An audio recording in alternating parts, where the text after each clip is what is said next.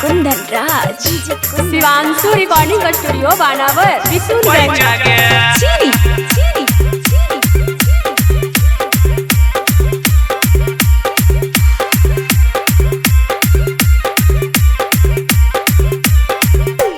राहड़ के खेत हम कैलिए गे सखी, राहड़ के खेत हम कैलिए गे सखी, हो गेले वहाँ में ढैचा गे।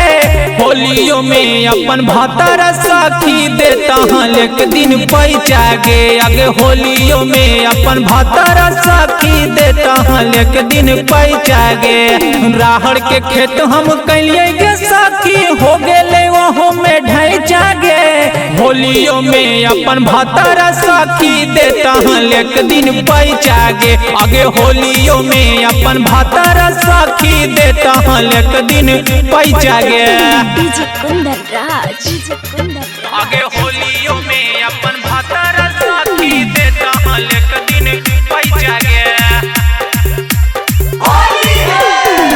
होलिया के दिन में सखी करौ बड़ी मनवा गे। कमाओ न चलो हमर टूट गेलौ बेलनवा गे, टूट गेलौ बेलनवा गे।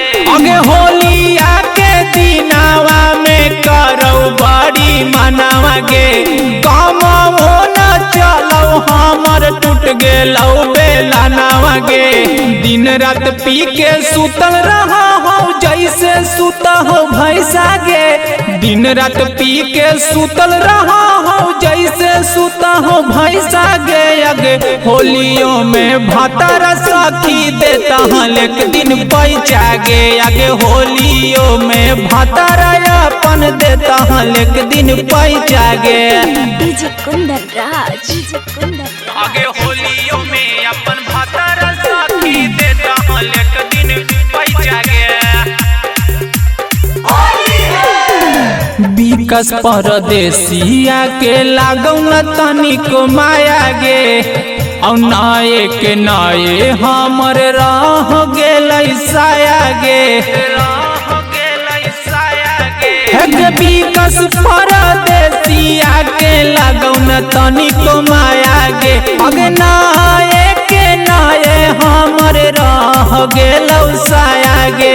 सोचले हलिए सपनवा में सखी मिलते पुजारियो जैसा गे।